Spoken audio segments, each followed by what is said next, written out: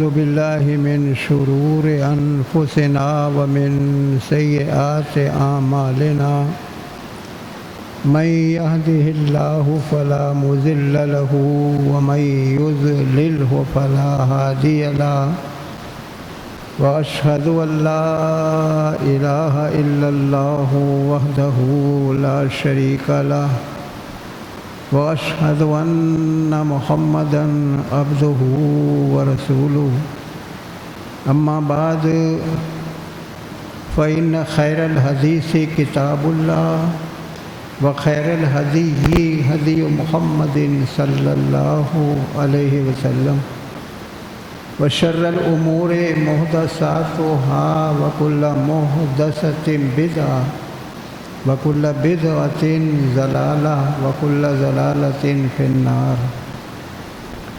اللهم صل على محمد وعلى آل محمد كما صليت على إبراهيم وعلى آل إبراهيم إنك حميد مجيد اللهم بارك على محمد وعلى آل محمد كما باركت على إبراهيم وعلى آل إبراهيم إنك حميد مجيد أعوذ بالله من الشيطان الرجيم ولا تحسبن الذين قتلوا في سبيل الله أموات بل أحياء عند ربهم يرزقون فرحين بما آتاهم الله من فضله حمد تعریف بزرگی بڑائی سب اللہ کے لیے جو ساری کائنات کا رب اور ساری کائنات کی مصیبتوں کو پریشانیوں کو دور کرنے والا بیماروں کو شفا دینے والا اس کے سوا کوئی نہیں اس کے کمال کو کبھی زوال نہیں اس کی بقا کو کبھی فنا نہیں وہ ہمیشہ سے ہے اور ہمیشہ رہے گا وہ اپنے معاملات خود ہی طے کرتا ہے اس کا کوئی وزیر نہیں ہے اس کا کوئی مشیر مشورہ دینے والا نہیں ہے وہ جب چاہے جس کے لیے چاہے کر دیتا ہے اگر وہ کسی کو عزت دینا چاہے تو تمام کائنات کی قوتیں مل کر اس کے فیصلے کو ذلت میں تبدیل نہیں کر سکتی اور اگر وہ ذلت کا فیصلہ فرما دے تو تمام کائنات کی قوتیں مل کر اس کو عزت نہیں دلا سکتی آپ نے پڑھا تو ہے قرآن میں فرمایا وَتُعِزُّ مَن تَشَاءُ وَتُذِلُّ مَن تَشَاءُ بِيَدِكَ الْخَيْرُ إِنَّكَ عَلَىٰ كُلِّ شَيْءٍ قَدِيرٌ سورہ آل عمران تو جسے چاہے عزیز کرے جسے چاہے ذلیل کرے ساری خوبیوں کا مالک تو ہے تو ہر چیز پر قادر سلام اور درود اللہ کے نبی محمد الرسول اللہ صلی اللہ علیہ وسلم پر جو مخلوق میں افضل ہیں جو خاتم النبیین ہیں جو اللہ کے محبوب ہیں جن کی اتباع کے بغیر کوئی جنت میں جا نہیں سکتا سلام اور درود اللہ کے اس نبی پر جس نے دین حق اکمل مکمل ہم تک پہنچا دیا سلام اور درود اللہ کے اس نبی پر جس نے دین کے خاطر بڑی مشقتیں برداشت کی لوگوں کی کڑوی کسیلی باتوں کو سنا لوگوں کے طنز کو سنا لوگوں کی ماریں کھائیں لیکن ثابت قدم رہے اور دین پہنچاتے رہے سلام اور درود اللہ کے نبی محمد الرسول اللہ صلی اللہ علیہ وسلم بلکہ تمام انبیاء پر کیونکہ جتنے انبیاء آئے سب کا مشن ایک سب کی غرض ایک اور وہ یہ کہ اللہ کا کلمہ بلند ہو یہ ہے سب کا مقصد وَلَقَدْ بَعَثْنَا فِي كُلِّ أُمَّةٍ رَسُولًا ہم نے جس امت میں جو رسول بھیجا انیبود اللہ، اس نے یہی کہا کہ عبادت اللہ کی ہوگی اور کسی کی عبادت نہیں. اس کلمے کو، لا الہ الا اللہ کو بلند کرنا سارے نبیوں کا مشن، سارے نبیوں کا مقصد تھا. آپ کا مقصد بھی یہی تھا اور ہمارا مقصد بھی یہی ہونا چاہیے کہ یہ زمین اللہ کی ہے، یہاں اللہ کا حکم چلے گا، کسی غیر کا حکم نہیں چلے گا. یہاں اللہ کا حکم نافذ ہوگا. یاد کیجئے جب مصیبت پڑی مسلمانوں پر تو کیا کہتے تھے؟ پاکستان کا مطلب کیا؟ لا الہ الا اللہ. پھر اس مطلب کو آپ نے پورا کیا. یہاں کا تو سب کو لیا، سب کو اپنی اپنی پڑی.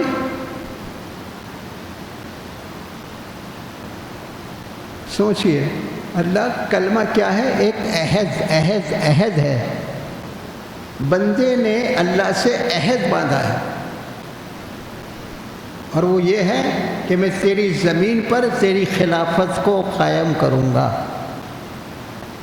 اب اگر یہ وعدہ اس نے پورا نہیں کیا تو پھر پکڑ بھی بہت سخت ہے. میں نے آپ کے سامنے شہداء سے متعلق سورہ آل عمران سے ایک آیت پڑھی.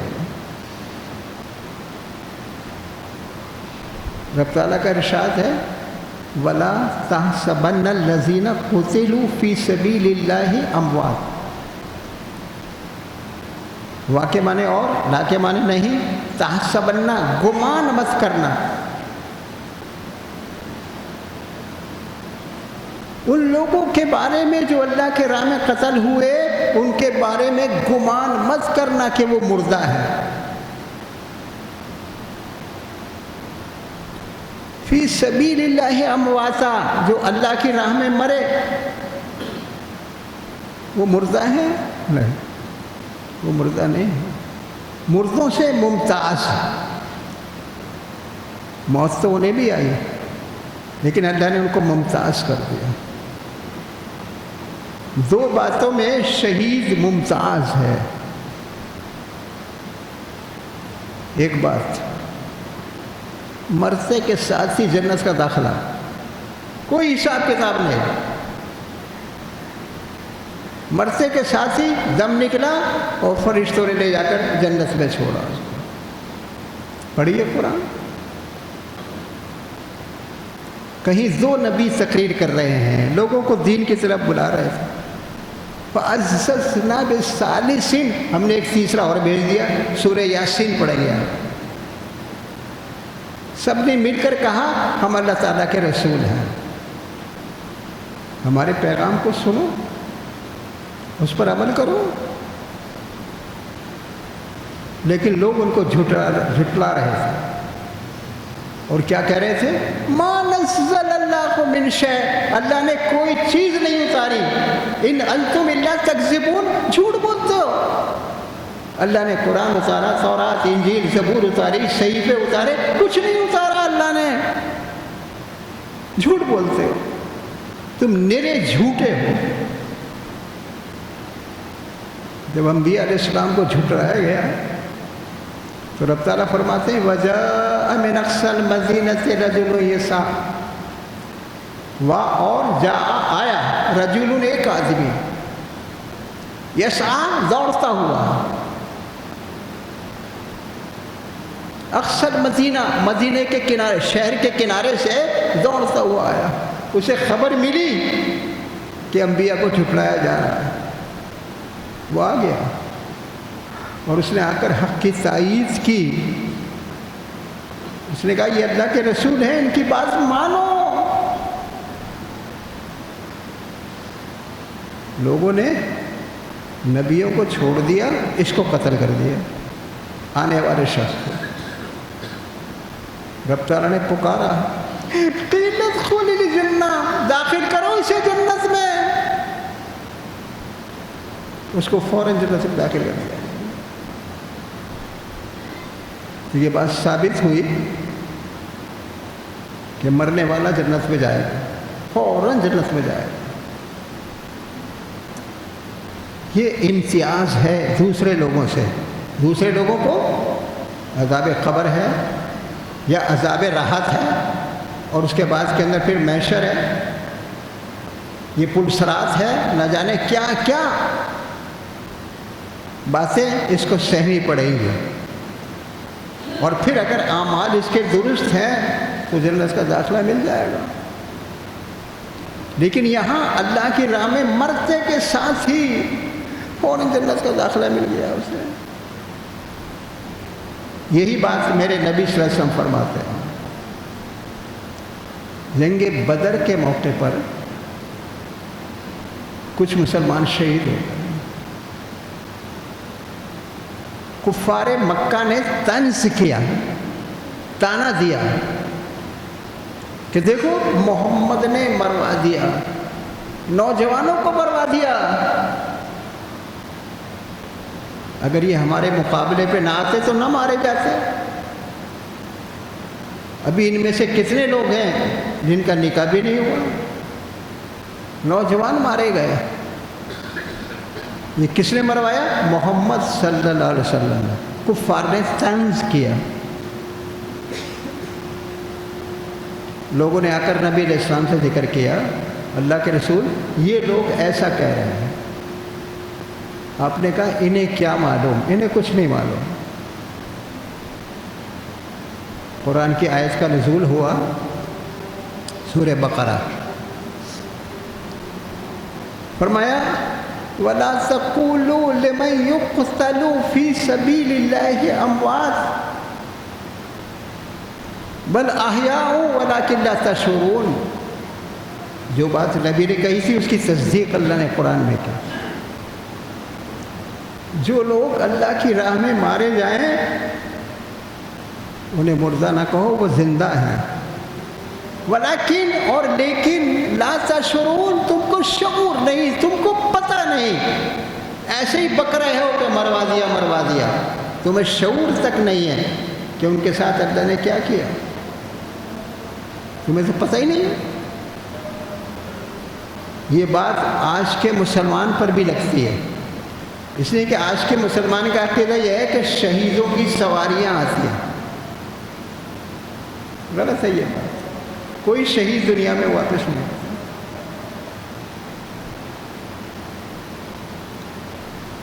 تو نبی علیہ السلام نے فرمایا انہیں کیا پتہ کہ اللہ نے ان کو کتنا نوازا۔ اس کے بعد جنگ احد ہوئی، اس میں 70 مسلمان شہید ہوئے۔ کفار نے پھر طنز کیا، دیکھو محمد نے مروا دیے، کتنے آدمی مروا دیے، ہمارے مقابل نہیں آتے تو نہ مارے جاتے۔ پھر صحابہ نے نبی علیہ السلام سے کہا اللہ کا رسول یہ ایسا کر رہے ہیں، آپ نے کہا ان کو کیا معلوم۔ پھر قرآن کی آیت اتری سورہ آل عمران، اور فرمایا وَلَا تَحْسَبَنَّ الَّذِينَ قُتِلُوا فِي سَبِيلِ اللَّهِ أَمْوَاتًا، جو لوگ اللہ کی راہ میں مارے جائیں ان کو گمان بھی مت کرنا کہ وہ مر گئے، کہ وہ مردہ ہیں، گمان بھی مت کرنا۔ پہلے کہا تھا مت کہنا سورہ بقرہ وَلَا تَقُولُوا، مت کہنا، اور اب کہا گمان بھی مت کرنا، سوچنا بھی نہیں یہ بات۔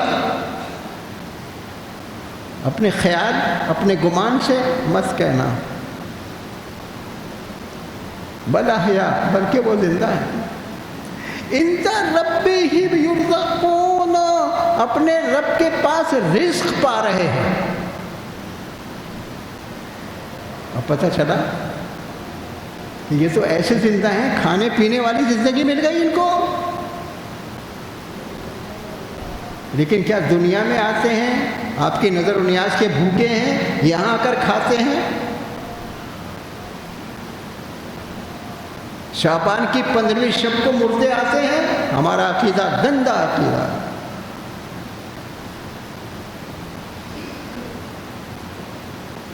فرمایا عند ربہم، اپنے رب کے پاس، وہ زندہ ضرور ہیں لیکن اپنے رب کے پاس ہیں۔ اب رب تو یہاں بھی ہے، कुंतुम, वो तुम्हारे साथ है तुम जहाँ भी हो, वो तो हमारे साथ यहाँ भी है। फिर लोगों ने तंज किए। आज उम्मत का अकीदा ये है कि शहीद जिंदा है, और कैसा जिंदा है कि दुनिया में सवारियाँ आती हैं, अपने अइज़ा अक़रबा के घर आते हैं, अपनी नज़र नियाज देखकर खुश होते हैं। वहाँ फरमाया वो ज़िंदा तो हैं, लेकिन ये ज़िंदगी नहीं है दुनिया वाली, वो उखरवी ज़िंदगी, जन्नत की ज़िंदगी। कैसे? मेरे नबी ने फरमाया सल्लल्लाहु अलैहि वसल्लम, फरमाया जब ये शहीद हुए 70 मुसलमान जब शहीद हुए, तरीदु अनहार जन्ना, सही मुस्लिम की रिवायत है, तो अल्लाह रब्बुल इज़्ज़त ने उनके जिस्मों को परिंदों के बदन में कालिब में डाल दिया। जअलल्लाहु अरवाहुम फी जौफ़े तैरिन, उड़ने वाले परिंदे, उनके जौफ पेट, उसके अंदर उनकी रूह को डाल दिया शहीद के। क्यों? तरीदु अनहार जन्ना, ताकि वो उड़ते हुए जन्नत में आए। मिन सिमारेहा, वहाँ के समर, वहाँ के फल खाएं।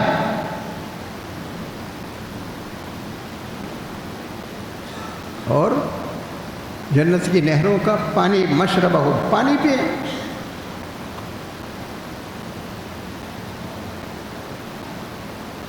फलम्मा वजदू तीबा मा किलिही व मशरबिही, जब उन्हें खाने पीने की ये नेमतें मिली, कालू, तो वो कहने लगे युबल्लिगु इख्वानना, कोई पहुंचा दे हमारे भाइयों को ये बात, हमें अल्लाह ने जन्नत में ज़िंदा रखा, रिस्क दे रहे हैं, जन्नत की ज़िंदगी है, ये बात कोई दुनिया वालों को पहुंचा दे हमारे भाइयों को, ताकि वो भी जिहाद करें और हमारे साथ मिल जाए आकर।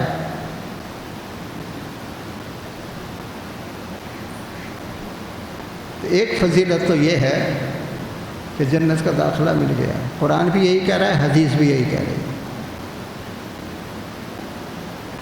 अब हम जन्नत की नहरों पर आएँ, वहाँ के फल खाएं, वहाँ की नहरों का पानी पिए। नहर वनहारुम मिन लबन, लबन की नहर, दूध, दूध की नहर। असली मुसफ़ा, शहद की नहर। कोई मामूली बात समझी है जन्नत आपने? बहुत बड़ा इनाम है अल्लाह ताला का। तो वो जन्नत की नहरों पर है, तो दुनिया में नहीं। तमन्ना करते हैं कि हमारी ये खबर कोई दुनिया में पहुंचा दे। तो अल्लाह ताला ने कुरान की ये आयत जो मैंने पढ़ी आपके सामने, ये उतारी सूरह आले इमरान की, वला तहसबन्नल्लज़ीना क़ुतिलू, उनको मुर्दा मत कहो, मुर्दा गुमान भी मत करो, वो ज़िंदा हैं और अपने रब के पास रिस्क पा रहे हैं।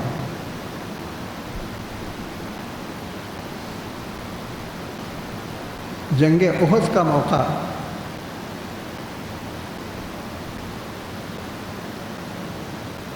जाबिर के वालिद दोनों सहाबी हैं रज़ी अल्लाह अन्हुमा।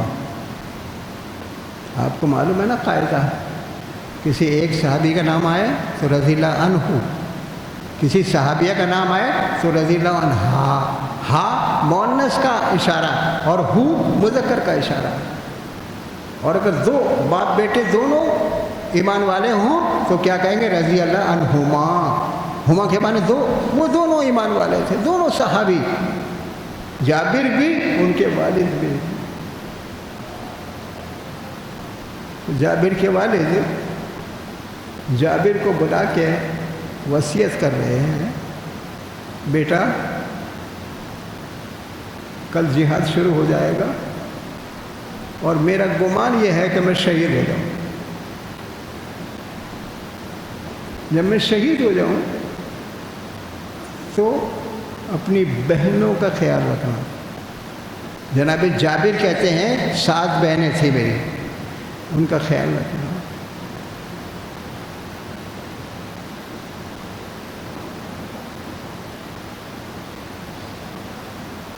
شہید ہو گئے، عبداللہ شہید ہو گئے. جنازہ لا کے رکھا جا رہا ہے نبی علیہ السلام کے سامنے. یہ فلاں صحابی کا جنازہ، یہ فلاں صحابی، 70 شہید ہوئے. جب حضرت حمزہ کا لاشا آیا تو آپ نے دیکھا مسلح کیا ہوا تھا. مسلح کہتے ہیں کان کاٹے، ناک کاٹی، زبان نکالی، کاٹ کاٹ کے ڈھیر کر لیا. اس کو مسلح کہتے ہیں، چہرے کو بگاڑ دینا. دشمن اپنی آنکھ کیسے نکالتا ہے. اللہ کے رسول پکار اٹھے، آپ نے فرمایا میرے چچا سید الشہداء ہیں. سید کے معنی سردار، تمام شہیدوں کے سردار میرے چچا ہیں. لیکن زمانہ بدل گیا، آپ بھی بدل گئے. آپ کیا کہتے ہیں؟ سید الشہداء حسین. آپ تو یہ کہہ رہے ہیں، آپ کو یہی کہلوایا جا رہا ہے، آپ کا ٹی وی یہی پکار رہا ہے.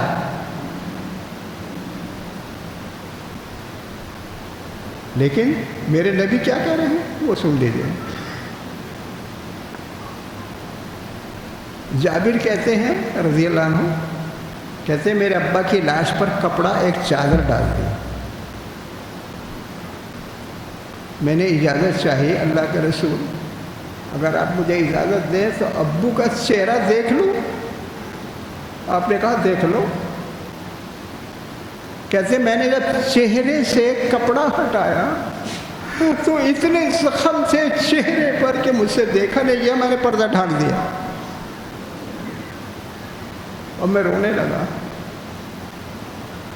نبی علیہ السلام نے میری طرف دیکھا اور کہا یا جابر مالی اراکا محمن، میں تجھے بڑا غمزدہ دیکھ رہا ہوں. جابر نے کہا اللہ کے رسول صلی اللہ علیہ وسلم استشہد ابی، ابو شہید ہو گئے. وتراکا زین و عیالا، اور زین قرض چھوڑا ہے اور عیال چھوٹی چھوٹی 7 بہنیں چھوڑی ہیں. یہ بار اب مجھ پر آ گیا، قرض بھی میں ادا کروں گا، بہنوں کی کفارت بھی میں کروں گا.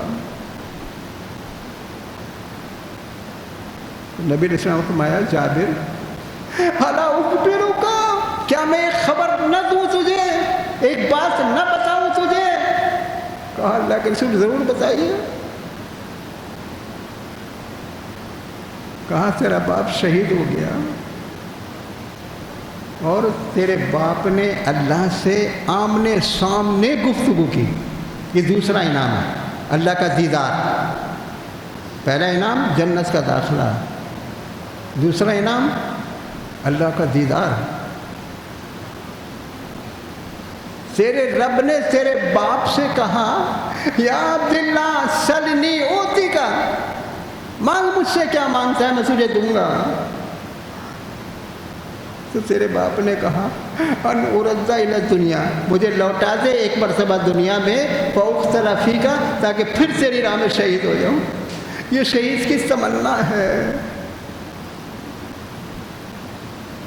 ایک مرتبہ نہیں، بار بار شہید ہو. میرے نبی فرماتے ہیں صلی اللہ علیہ وسلم، آپ کہتے ہیں میرا جی چاہتا ہے ثم اقتل ثم احیا ثم اقتل ثم احیا ثم اقتل ثم احیا، زندہ کیا جاؤں پھر مارا جاؤں، زندہ کیا جاؤں پھر مارا جاؤں، زندہ کیا جاؤں پھر مارا جاؤں. 3 مرتبہ میرے نبی نے فرمایا. آپ کی بھی تمنا تھی اور آپ کی تمنا اللہ نے پوری کر دی. یاد ہے آپ کو خیبر کے موقع پر آپ کو زہر دیا گیا تھا.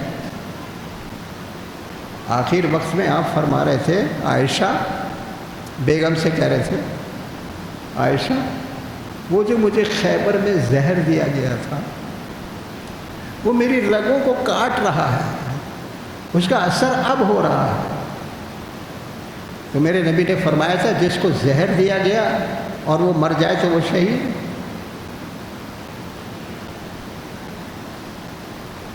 تو آپ تمنا کرتے تھے. معلوم ہو شہید کا درجہ بہت اونچا ہے. اللہ سے ملاقات کو کم نہ سمجھو، تمنا کرو کہ اللہ میں آپ سے ملنا چاہتا ہوں. لقاء ربہ قرآن کے الفاظ ہیں. ملنے کی، ملاقات کرنے کی اللہ سے تمنا رکھو، اور جہاد میں مرنے کی تمنا رکھو.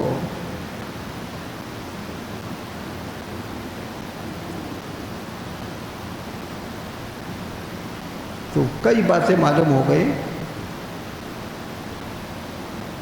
جابر کے باپ سے، عبداللہ سے اللہ تعالیٰ نے آمنے سامنے گفتگو کی. تو شہید کو اللہ کا دیدار، شہید جنت کے اعلیٰ مقام پر مرتے کے ساتھ ہی پہنچ گیا.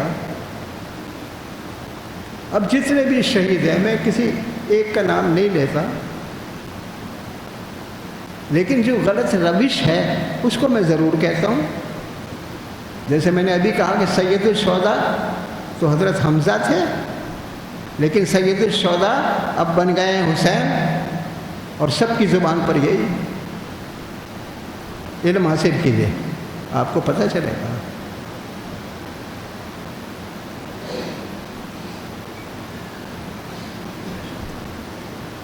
میں آپ کے سامنے، اللہ جانتا ہے، وہ حقیقتیں رکھتا ہوں جس کو کوئی جھٹلا نہیں سکتا.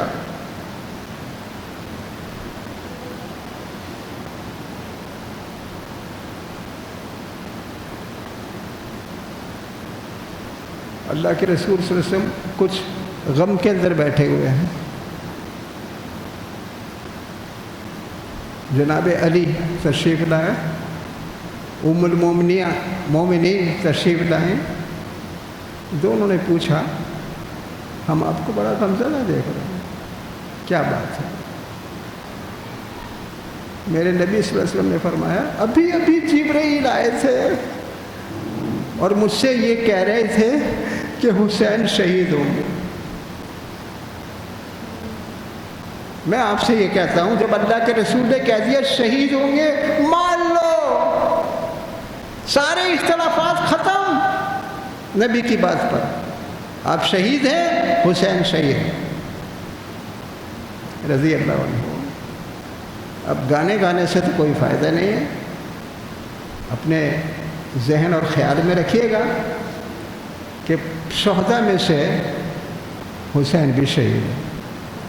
پھر میں ایک بات کہوں گا، جو غلط روش ہے لوگوں کی وہ بتاؤں گا آپ کو. مجھے منع کیا قسم نہ کھاؤ، لیکن بات اتنی یقینی ہے کہ قسم کھانے کو جی چاہتا ہے. نہیں کھاتا میں قسم، لیکن آپ کے سامنے ایک حقیقت رکھ رہا ہوں.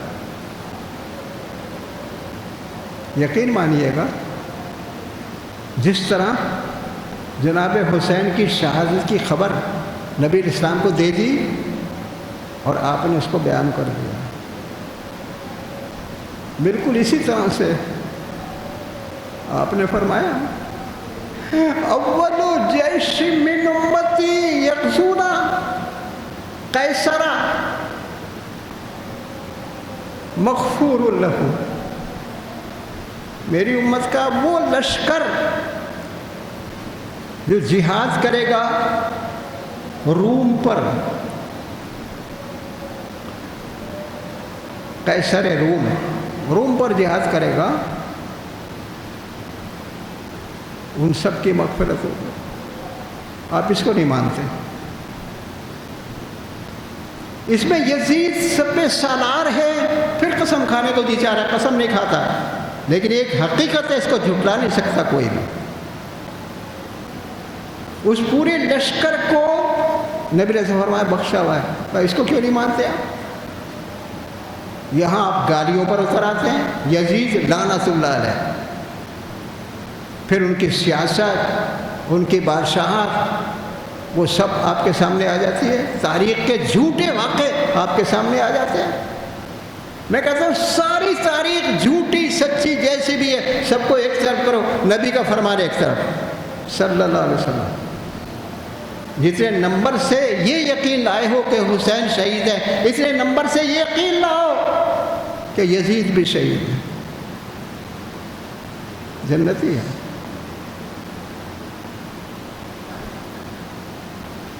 لیکن آج بات بدل گئی ہے، بہت کچھ بدل گیا۔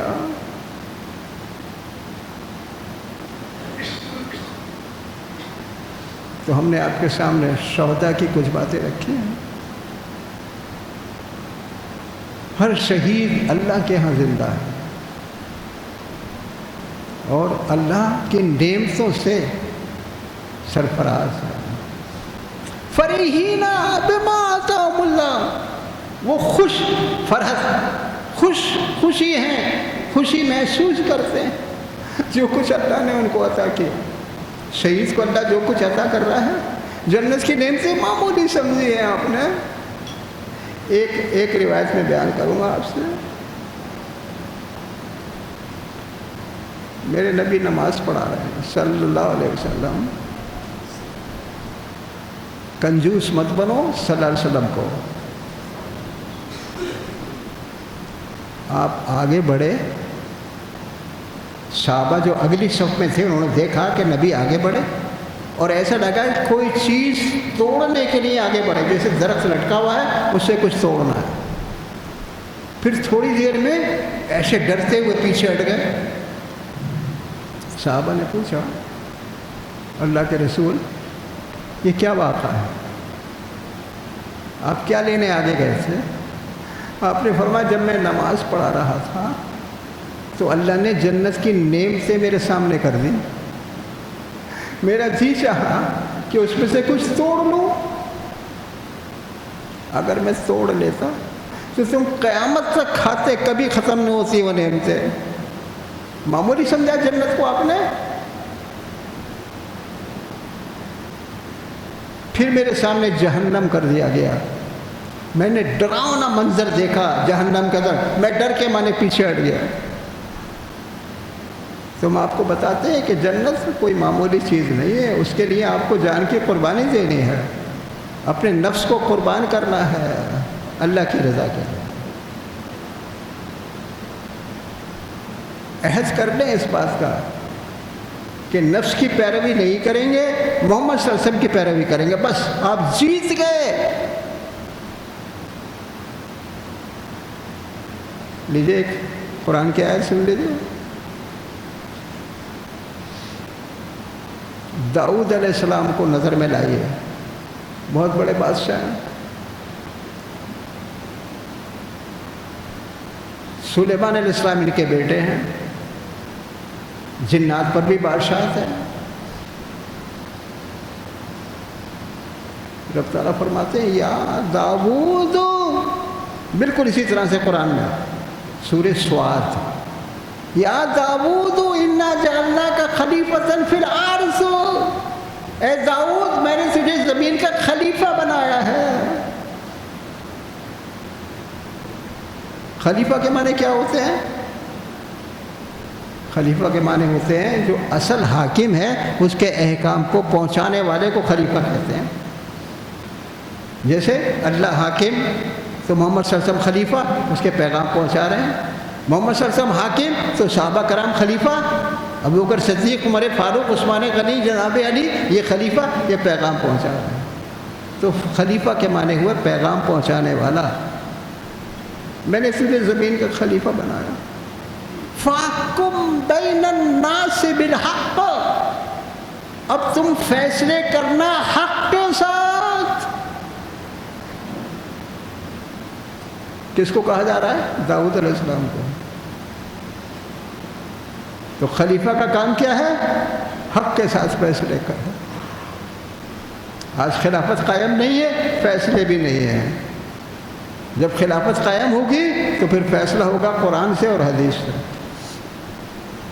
لیکن آپ کی کوشش کچھ بھی نہیں ہے۔ بتائیں کوئی ہاتھ اٹھائے کہ خلافت کے لیے ہماری یہ کوشش ہے؟ کچھ بھی نہیں، کسی کی کوئی کوشش نہیں ہے۔ اس کا تو جواب دینا پڑے گا اللہ کے ہاں۔ آپ کو تیاری کر لو جواب کی۔ یہاں تو ایک دوسرے کے ساتھ خوب زبانیں چڑھاتے ہو، خوب جواب دیتے ہو، اللہ کے سامنے بولتی بند قرآن کہہ رہا ہے الیوم نختم علی افواہہم، آج کے دن ہم مہر لگا دیں گے ان کے چہروں پر، ان کے منہوں پر، وتکلمنا ایدیہم، ان کے ہاتھ ہم سے کلام کریں گے، وتشہد ارجلہم، ان کے پاؤں گواہی دیں گے، بما کانوا یکسبون، کیا کما کے لائے، دنیا میں کیا کمایا، نیکی یا بدی، یہ پیر بولیں گے، یہ ہاتھ بولے گا، جسم کا رواں رواں بولے گا، اور انسان محو تماشا اپنے ہاتھوں کو دیکھے گا، پیروں کو دیکھے گا، پریشان ہوگا اور کہے گا لم شہدتم علینا، سورہ حامیم سجدہ پڑھیے گا، لما، کیوں، شہدتم، تم گواہی دے رہے ہو، علینا، اوپر ہمارے، اے ہمارے ہاتھ ہمارے خلاف بولتے ہو، اے ہمارے پیر ہمارے خلاف بول رہے ہو۔ اب سارے اعضاء کا ایک جواب، قالو، جمع کا صیغہ ہے، سب نے مل کر کہا انطقنا اللہ الذی انطق کل شیء، ہم کو بلوایا اس ذات نے جو بلواتا ہے ہر ایک کو، جس کو چاہے بلوا دے۔